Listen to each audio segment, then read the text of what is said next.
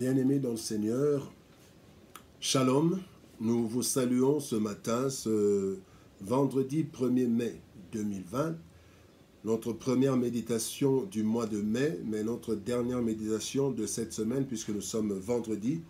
Et nous allons lire Proverbes chapitre 21, verset 3, juste un verset qui va nous conduire dans notre méditation de ce matin. Proverbes chapitre 21, verset 3.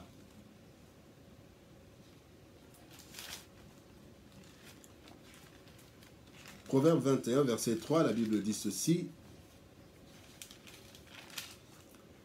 La pratique de la justice et de l'équité, voilà ce que l'Éternel préfère au sacrifice.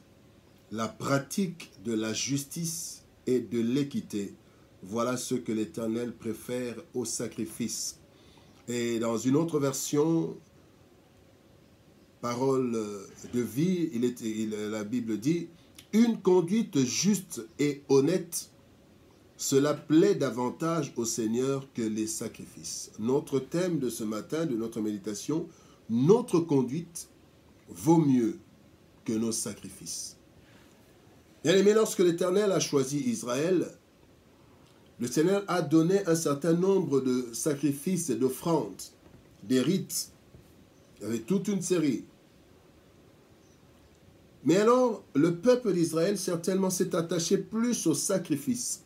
Il suffisait de faire ce sacrifice et cela suffisait. Mais le Seigneur va montrer, à travers l'histoire, à travers la Bible, que, en fait, les sacrifices, il les accepte, mais à condition que la conduite soit bonne. Voilà comment même avant Israël, les premiers à offrir au Seigneur, c'était Caïn et Abel.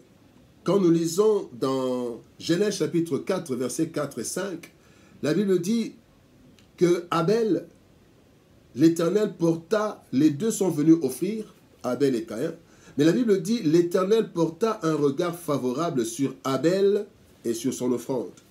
Mais il ne porta pas un regard favorable sur Caïn et sur son offrande. Bien-aimé, notre offrande est acceptée par Dieu en fonction de notre conduite. Il faut d'abord que nous soyons acceptés avant que Dieu accepte notre offrande. Nos offrandes, nos sacrifices ne nous font pas accepter devant le Seigneur. C'est notre conduite, c'est notre cœur qui fait que le Seigneur nous accepte et il accepte aussi ce que nous lui offrons. Aujourd'hui encore, bien-aimés, plusieurs croient séduire Dieu par des offrandes, des dîmes, des sacrifices, des jeûnes, des longues prières. Non, bien-aimés, toutes ces choses sont bonnes. Mais le Seigneur accorde plus d'importance à la conduite. Si la conduite n'est pas marquée de justice et d'honnêteté, bien-aimés, le Seigneur préfère ne pas accepter nos offrandes. Voilà ce qu'il dit à Israël à travers le prophète Ésaïe, dans le chapitre 1er, Ésaïe 1er, verset 11 jusqu'à 17. Il dit, « Cessez d'apporter de vaines offrandes, j'en ai horreur, l'encens des nouvelles lunes, les sabbats et les assemblées, je ne puis voir le crime s'associer aux solennités. Mon âme hait vos nouvelles lunes et vos fêtes, elles me sont à charge, je suis là de les supporter. Quand vous étendez vos mains, je détourne de vous mes yeux.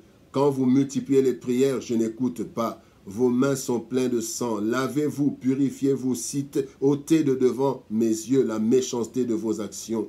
Cessez de faire le mal. Apprenez à faire le bien. Recherchez la justice. Protégez l'opprimé. Faites droit à l'orphelin. Défendez la veuve. » Donc le Seigneur a rejeté les prières. Il a refusé parce que ces personnes qui priaient mais avec des mains ensanglantées, prier mais avec de mauvaises conduites. C'est là que, bien aimé, ce passage de Proverbe 21, chapitre verset 3 dit, la pratique de la justice et de l'équité, voilà ce que l'Éternel préfère au sacrifice.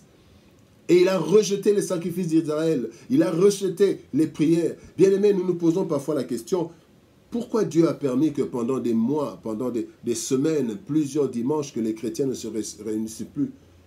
n'est-ce pas peut-être que nous devons aussi voir notre façon de nous comporter? Parce que le monde ne change pas, plein de chrétiens, mais nous ne voyons pas l'impact de la vie chrétienne. Est-ce pas une raison pour laquelle Dieu aussi a arrêté, ne veut plus de nos prières ensemble? Parce que nous nous réunissons parfois pour devenir pire, ou même après les réunions des prières, même dans les réunions des prières, il y a des abominations. Ce sont des questions, des leçons que nous devons tirer après cette période de confinement. Ce qui plaît à Dieu, c'est une bonne conduite. Pourquoi Dieu veut une bonne conduite des chrétiens?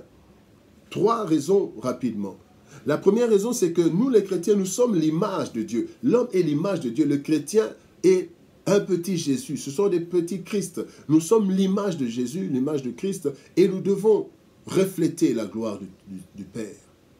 La deuxième raison, c'est que, bien aimé, le monde souffre de méchanceté, d'injustice. C'est ça, l'injustice, c'est ça le propre du monde. Mais nous devons apporter la justice, la lumière. La Bible dit dans Matthieu chapitre 5, la Bible dit que nous sommes le sel de la terre et la lumière du monde. Et si le sel perd sa saveur, avec quoi la lui redonnera une saveur? Bien aimé, c'est nous qui devons apporter des solutions. Voilà pourquoi Dieu est fâché quand ceux qui viennent auprès de lui, ceux qui doivent apporter des solutions auprès de dans le monde, nous-mêmes, bien-aimés, nous sommes encore un problème.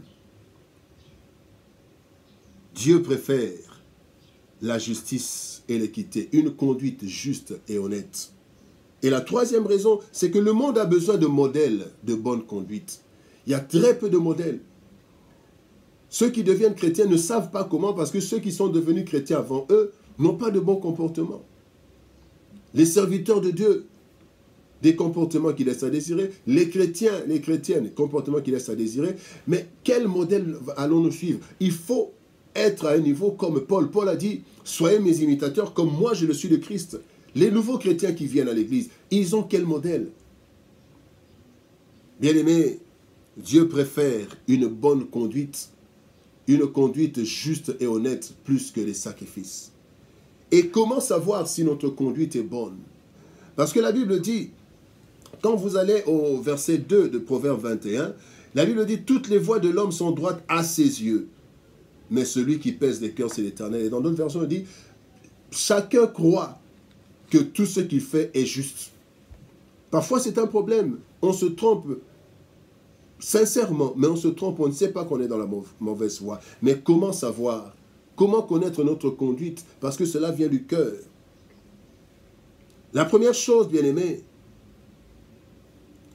c'est que nous devons examiner, pas selon nous-mêmes. Comme je l'ai dit, chacun pense agir toujours avec droiture, mais le Seigneur examine le fond du cœur. Et c'est du fond du cœur que vient notre comportement. Et la première chose à faire pour connaître son comportement et voir si nous sommes dans la justice et dans l'honnêteté, il faut d'abord s'auto-évaluer à travers la lumière de la Bible.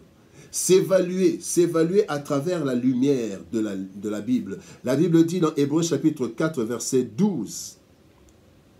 La Bible dit que la parole va jusqu'à partager âme et esprit, jointure et moelle. La parole juge les sentiments et les pensées du cœur. Quand nous lisons la parole de Dieu, bien-aimés, même si nous croyons que nous marchons avec droiture, la parole de Dieu peut nous montrer que nous ne marchons pas avec droiture. Et la méditation régulière de la parole de Dieu, c'est comme un miroir. Et nous voyons toutes les mauvaises choses. La deuxième chose, nous devons demander dans la prière. David demande à Dieu, il dit, « Sonde-moi, ô Dieu, et connais mon cœur, éprouve et connais mes pensées. Regarde si je suis sur une mauvaise voie et conduis-moi sur la voie de l'éternité. » Dans notre vie de prière, demandons à Dieu, quelle est ma conduite? Est-ce qu'elle est bonne? Et aide-moi à avoir une bonne conduite. La troisième chose à faire, c'est être attentif à ce que les autres disent. Jésus-Christ, quand nous lisons la parole de Dieu dans Matthieu 16, versets 13 à 15, Jésus-Christ demande à ses disciples, qu'est-ce que les gens disent de moi? Qu'est-ce que les gens disent du Fils de Dieu que je suis? Au verset 13. Au verset 15, il dit, et vous, que dites-vous que je suis? Christ a voulu savoir, pourtant il savait. Mais il nous donne un exemple de pouvoir être attentif aussi à ce que les gens disent. Ce que les gens disent, ce n'est pas toujours des faussetés. Qu'est-ce que les gens disent? Ceux qui sont loin et ceux qui sont avec moi. Et nous pouvons nous évaluer à partir de cela. Bien-aimés, Dieu ne refuse pas nos sacrifices, mais il préfère encore plus une conduite juste et honnête. Que Dieu nous aide à avoir des conduites justes et honnêtes, plus que des sacrifices que nous venons donner à l'Église, que nous venons faire pour Dieu. Bien-aimés dans le Seigneur, nous voici arrivés à la fin de notre méditation de ce jour, arrivés aussi à la fin des méditations de la semaine. Nous sommes vendredi.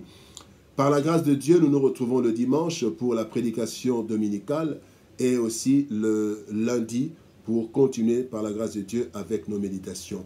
Que Dieu vous bénisse, que Dieu nous bénisse et qu'il nous accorde la grâce de marcher, d'avoir une conduite juste et honnête pour sa gloire et pour la bénédiction de son peuple.